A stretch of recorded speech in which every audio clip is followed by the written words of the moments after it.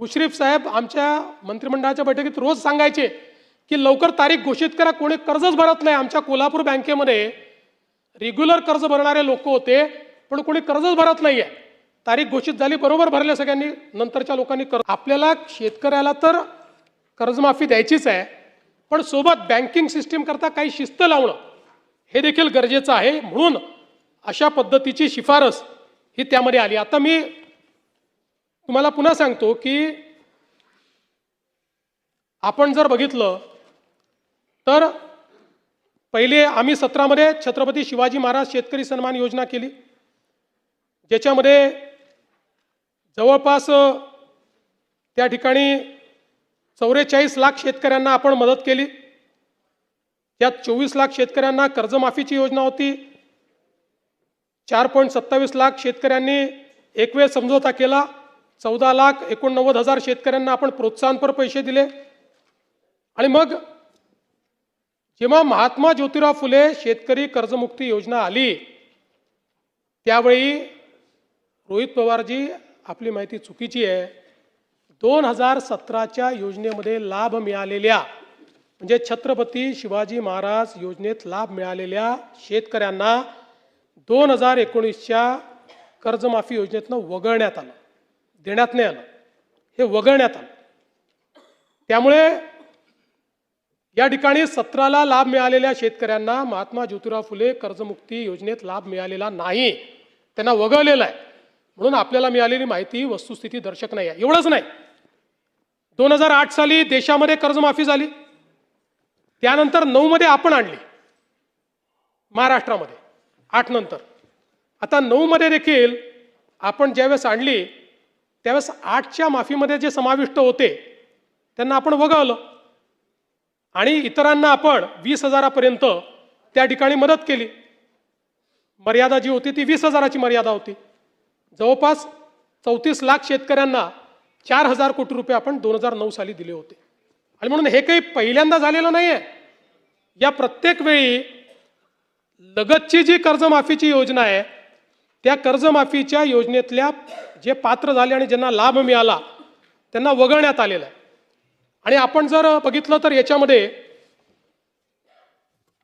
परतफेडीच्या संदर्भातही हे जे टाकण्यात आलं की 2026 आणि 27ला पैसे परत केले पाहिजे, याच्या मागचा उद्देश हाच होता की आपण ज्यांना प्रोत्साहन देतोय, प्रोत्साहन घेत असताना त्यांनी पुढे नीट कर्ज भरलं पाहिजे, या दृष्टीनं आपण या ठिकाणी अशा पद्धतीची योजना केली होती. मला खरं म्हणजे मी तिन्हीचा चार्ट या ठिकाणी तयार केलेला आहे. आपल्या लक्षात येईल आत्तापर्यंतच्या योजनांमधली सगळ्यात मोठी योजना ही यावेळची कर्जमाफीची योजना आहे. टाळ्या याच्यानंतर वाजवा, टाळ्या याच्यानंतर वाजवा.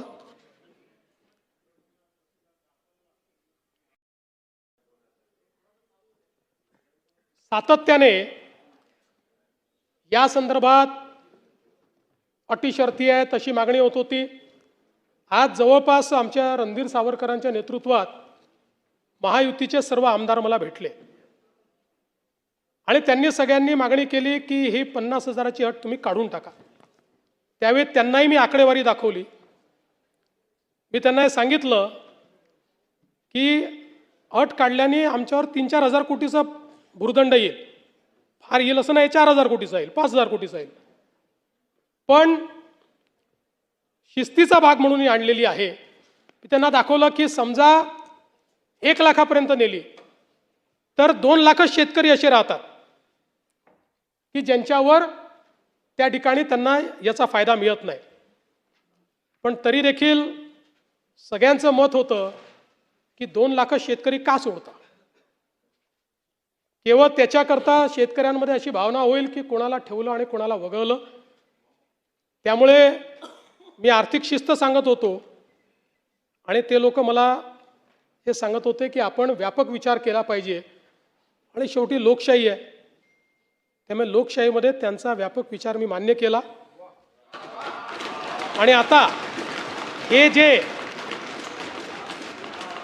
महात्मा फुले कर्जमाफी योजनेतले जे लोक होते, ज्यांना 50,000 रुपयापर्यंत आपण म्हटलं होतं, त्यांनाही 2 लाखापर्यंत कर्जमाफी झाली. आणि त्यासोबत 26-27चा जो नियम आहे तोही वगळण्यात येईल. आता आपल्याकडे तर सगळं आहेच. 26 मध्ये कोणी कोणी पैसे भरले आहेत, जसं यांनी सांगितलं 95% लोकांनी पैसे भरले. त्यामुळे आता त्याच्या आधीच्या 3 वर्षातले कुठलेही 2 वर्ष ज्यांनी रेग्युलर भरलेले आहेत ते सगळे लोक याकरता पात्र होतील. पुन्हा सांगतो, पहिल्यांदा राज्य सरकारने हा निर्णय घेतला आहे. यापूर्वी कधीही असा निर्णय झालेला नाही.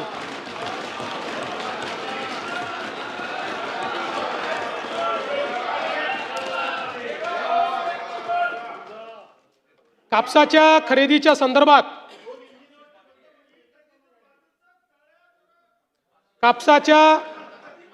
खरेदी संदर्भातही 7,710 प्रति क्विंटल या आधारभूत किमतीवर आपण 136 लाख क्विंटल कापूस खरेदी केला आहे आणि त्याकरता 10,883 कोटी रुपयाची चुकारे हे त्या ठिकाणी दिलेले आहेत. सोयाबीनच्या संदर्भात 3,198 कोटी किमतीचा 6 लाख टन सोयाबीन आपण खरेदी केली आहे. कांद्याच्या संदर्भात जवळपास 14,687 मेट्रिक टन कांदा खरेदी केला आहे आणि कांद्याचा खरेदी दर आपण 2125 केल्यामुळे आता बाजारामध्ये तो 2500 ते 3000 इथपर्यंत पोहोचलेला आहे. शेतकरी बांधवांसाठी कर्जमाफी आधीपासूनच घोषित केली होती आणि 30 जूनपूर्वी शेतकरी बांधवांच्या खात्यामध्ये रक्कम जमा होईल असे सुद्धा मुख्यमंत्र्यांनी सांगितले होते. परंतु 30 जून ही तारीख गेली, त्यानंतर 5 जुलैला कर्जमाफी देऊ असे कृषी मंत्र्यांनी सुद्धा सांगितले, परंतु तेही तारीख पुढे गेली. पावसाळी अधिवेशनामध्ये त्यांनी स्पष्ट याचे कारण सांगितले. बहुतांश जे शेतकरी होते ते योजनेमध्ये बसत नव्हते, ते अपात्र ठरत होते आणि त्यांना पुन्हा एकदा योजनेमध्ये आणण्यासाठी सरकारचा हा प्रयत्न होता. आणि विरोधकांनी सुद्धा आंदोलनं केली होती, पत्र दिलं होतं, सरकारला मागणी पत्र दिलेलं होतं. त्याच कारणाने शेतकरी बांधव जे अपात्र ठरत होते ते पुन्हा एकदा योजनेअंतर्गत आणले गेले. आणि ज्या शेतकऱ्यांना 50,000 रुपयापर्यंतच कर्जमाफी मिळत होती त्या शेतकऱ्यांना आता 2 लाखापर्यंतची कर्जमाफी ही मिळत आहे. आणि त्यांनी कर्ज भरलेलं असेल तर त्यांच्या खात्यामध्ये हे पैसे जमा केले जातील अशी सुद्धा माहिती समोर आलेली आहे. आणि आता कर्जमाफीची जी फिक्स तारीख आहे ती सुद्धा जाहीर केली आहे. 30 जुलैपूर्वी शेतकरी बांधवांच्या खात्यामध्ये पैसे जमा केले जातील असे सांगण्यात आले होते, परंतु आता 30 जुलैपूर्वीच म्हणजे शेतकरी बांधवांच्या खात्यामध्ये उद्या सोमवारपासून पैसे जमा व्हायला सुरुवात होणार आहे. आणि येत्या आषाढी एकादशीपर्यंत प्रत्येक शेतकरी बांधवांच्या खात्यामध्ये त्यांची कर्जाची जी रक्कम आहे ती जमा केली जाणार आहे. त्यानंतर शेतकऱ्यांची झालेली नुकसान भरपाई, पीक विम्याचे पैसे सुद्धा शेतकरी बांधवांना मिळाले नव्हते, तर हे पैसे सुद्धा प्रति हेक्टर 17,000 रुपये शेतकरी बांधवांच्या खात्यामध्ये आषाढी एकादशीला वितरण करण्याचे सुद्धा जाहीर करण्यात आलेले आहे.